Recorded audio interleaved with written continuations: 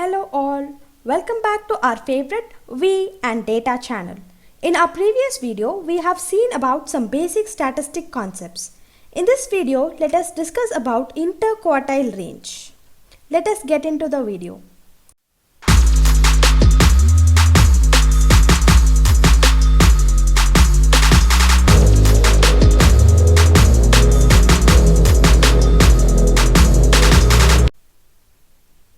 As discussed earlier, today let us learn about interquartile range.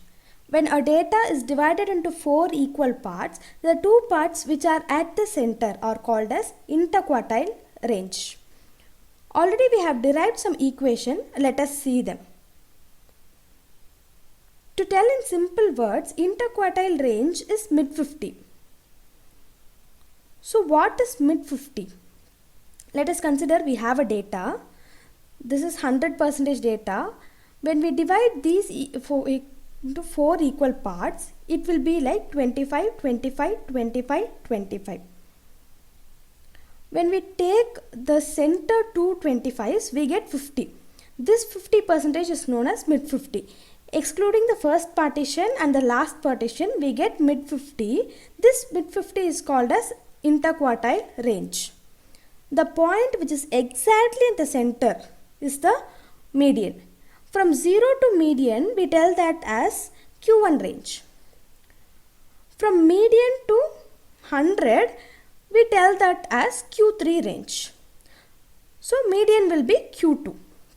Again, when we take the Q1 range, here we will have one median. That we tell as Q1. Similarly, when we take the Q3 range, which is after Q2, here the mean is called as Q3. The median of first 50% is Q1. The median of second 50% is Q3. The overall median is Q2. The formula for this interquartile range is Q3 minus Q1.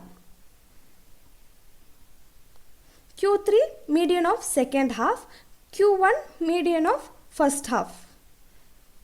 So Q3 minus Q1. Suppose we have this data 1, 2, 3, 4, 5, 6, 7. Here the median is 4. So Q2 equal to 4. Q1 is first half median. Q3 is second half's median.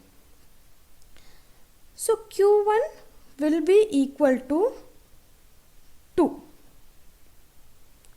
Which is the median of 1, 2, 3.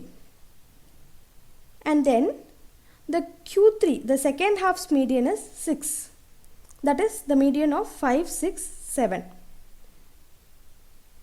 Now the formula for interquartile range is Q3 minus Q1. So Q3 is 6 minus Q1 is 2. So interquartile range for this data is 6 minus 2, which is equal to 4.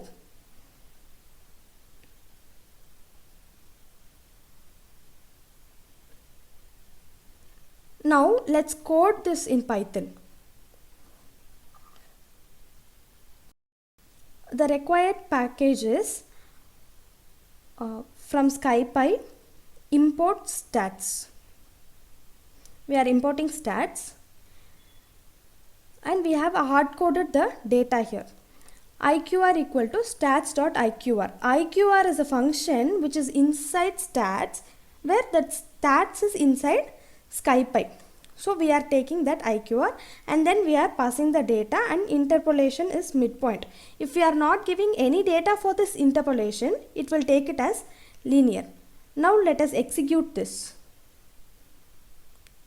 Now automatically we are getting the value of interquartile range, which is Q3 minus Q1.